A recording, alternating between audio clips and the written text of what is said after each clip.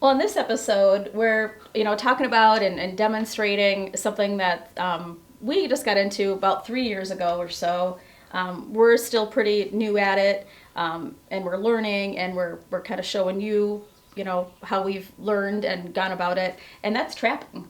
It is. And like you said, I mean, we're new, and you started before I did. Yep.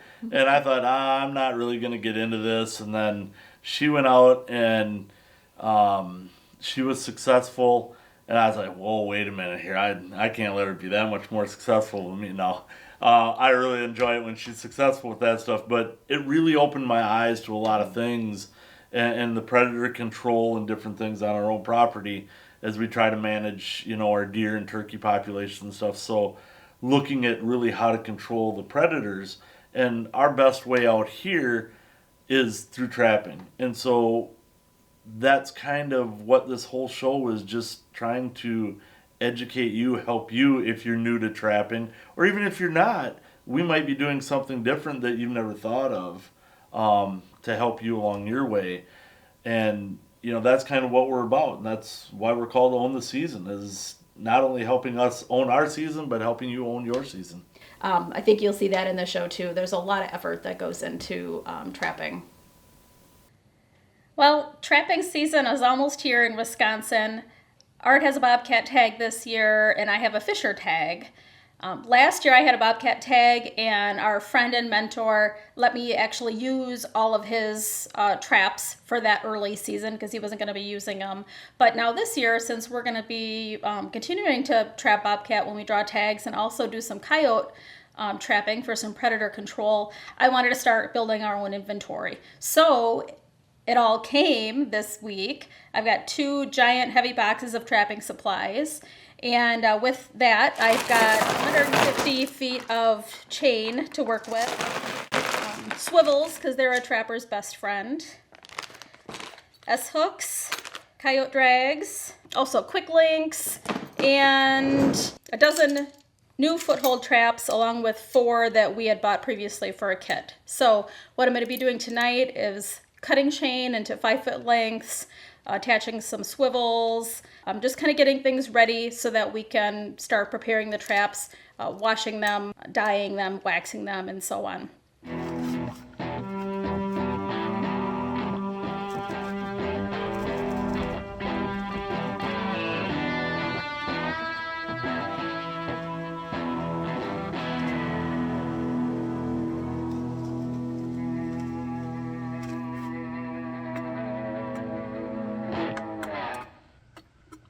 Could borrow traps again this year from other people, but we decided to start getting our own inventory, especially footholds this year. So we've got some brand new traps, as well as I am borrowing some conibears from a friend, just because I'm not sure how much I'm gonna use those in the future.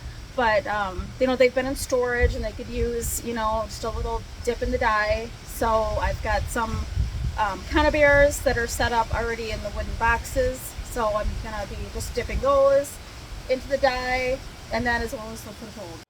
Went up, pressure washed all my traps the other day. I take them to the car wash and use a degreaser, especially on all my new ones, so I can degrease, get all that grease off everything. Then I let them sit for a while, get a little bit of rust, so that when I put the dye in and I get those traps going, that will adhere to something. I'll get a really good dye color out of it. Then what I will do is then I'll come back and I'll wax those.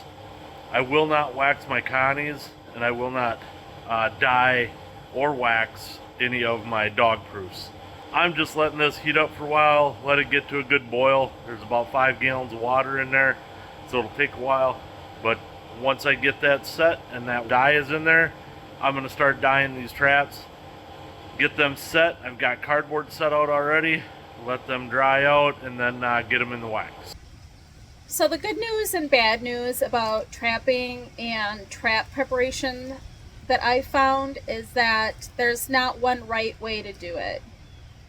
There's the regulations, which are the legal requirements that you have to have with your traps and your trap setups and sizes and dates and all of those things. But everything else is a lot of personal preference and learning from experience.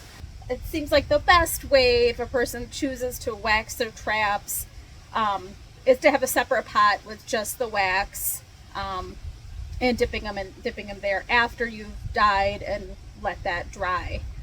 What I've got going here, I've now got a batch of footholds in here.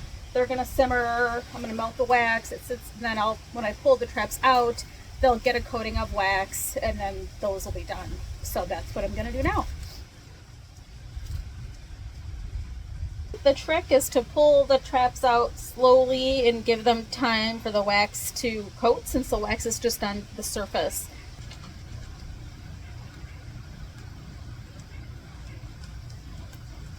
And we'll hope that some wax stuck on there.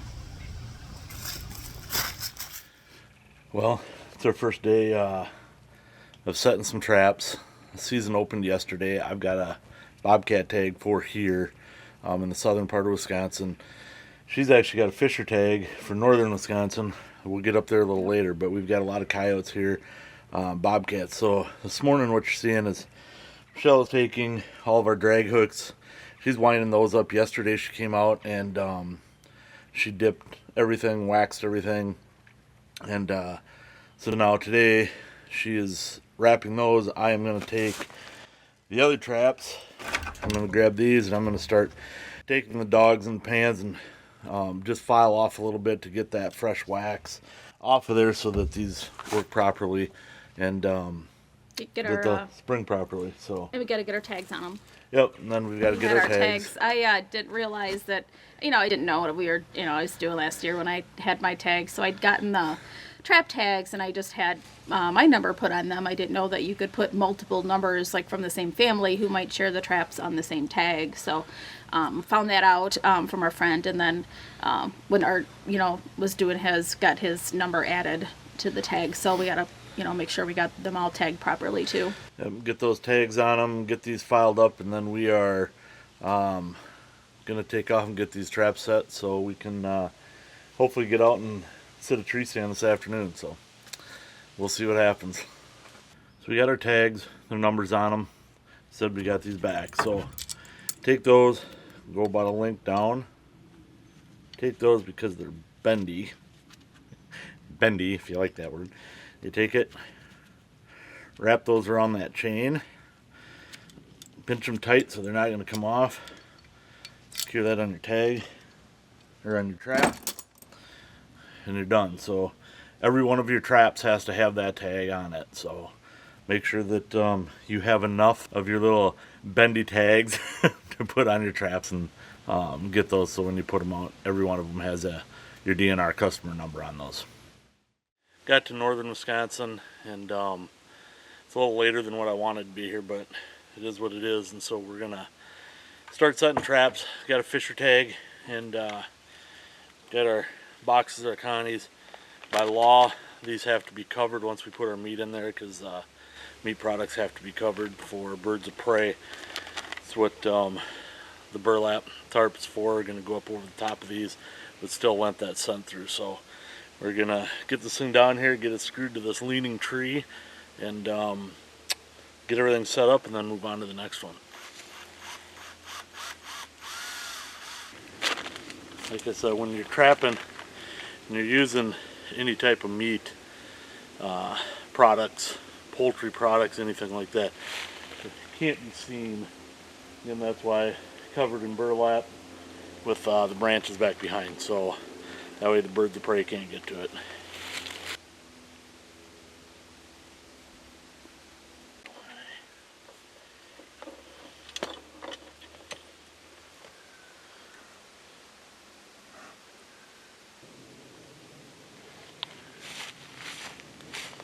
Okay. So, is this cool or what?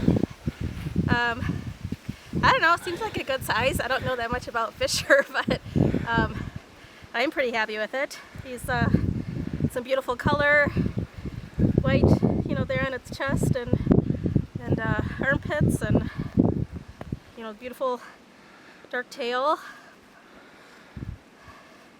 Good enough for me.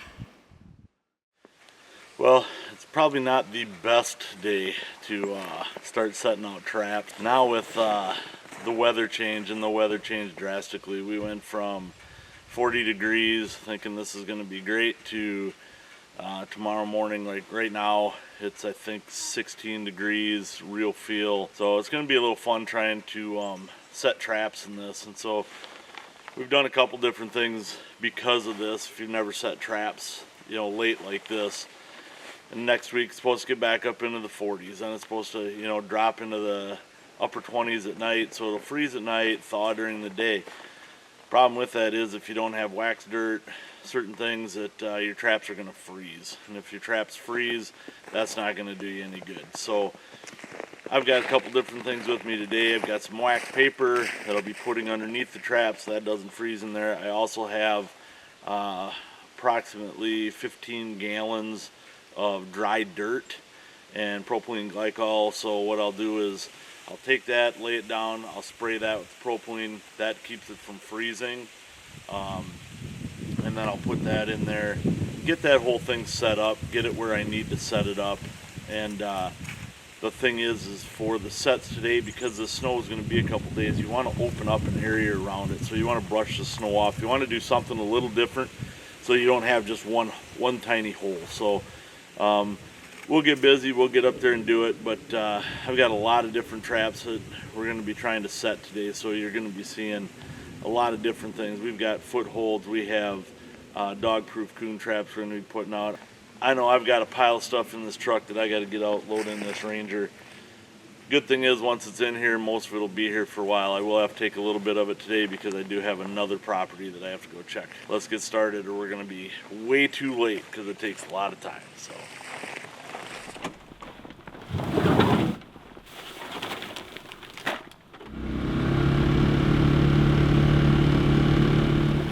for this I have these gloves. However, once I start pulling traps, I've got one set strictly for the trap, and then I have another one strictly for the scent.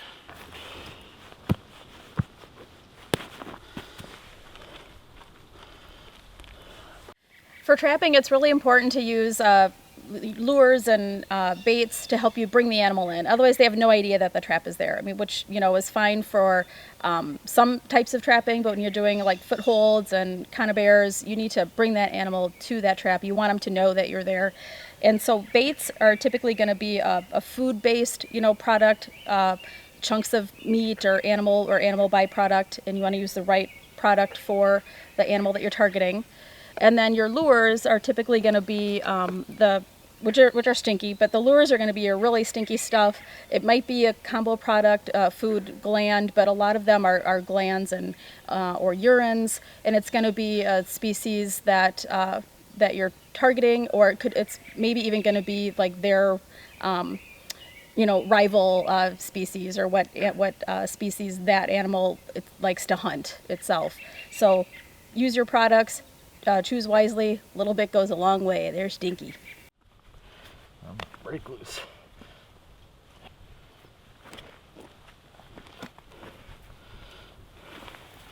And flip this over so it's somewhat out of your way, just in case. Now, because it's wet, so you don't get that moisture up from the bottom, I want to take this wax paper, which is new.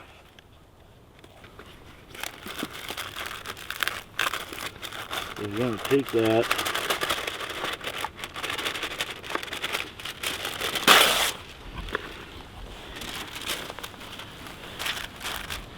get enough so it's going to sit underneath that trap.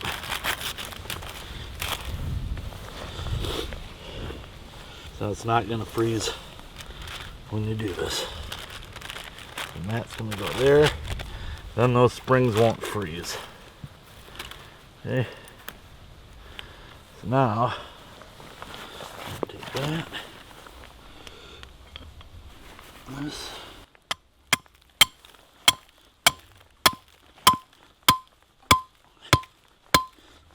So, that's set good and tight.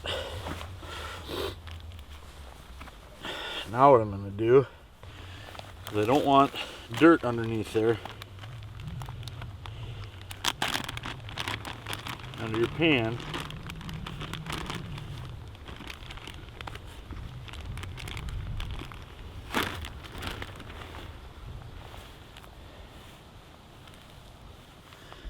There. Now, when I put dirt over this, I won't get that underneath this pan. So, there we go.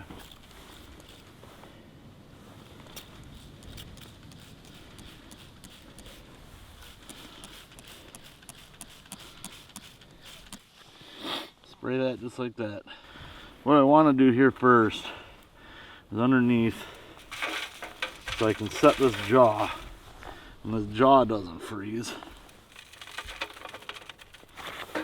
I'll spray this down again.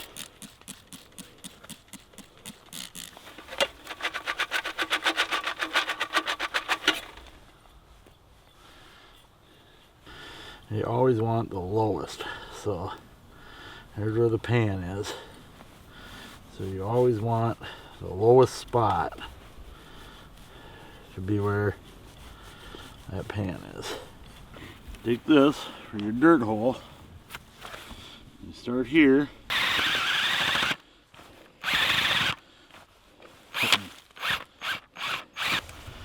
All right.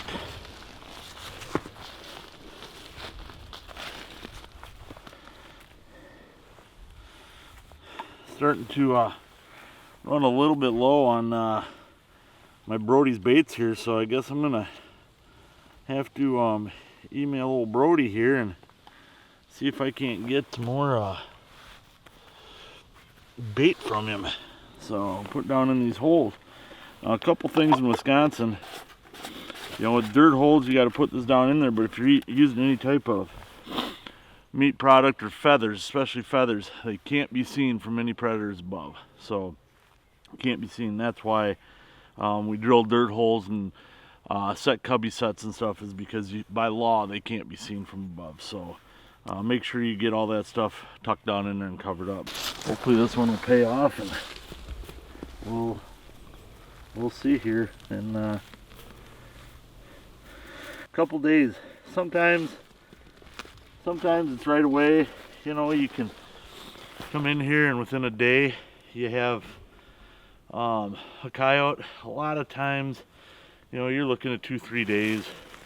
Those because they're running their routes, different things before they come through this area again. But a lot of sign right in here, so hopefully, you know, they'll come through here and this will work out. So on to the next one. Grab a dog proof. Grab a stake.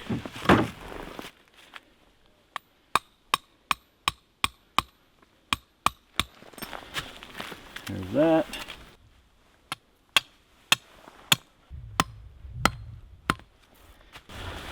Take this and hook them right around there.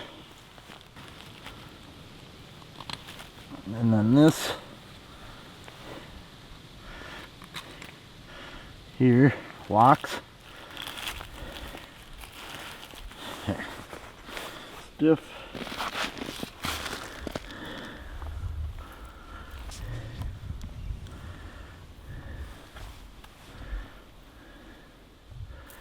Something to eat out there. Alright, so now you got smell and you got food. So coons, possums, there you go.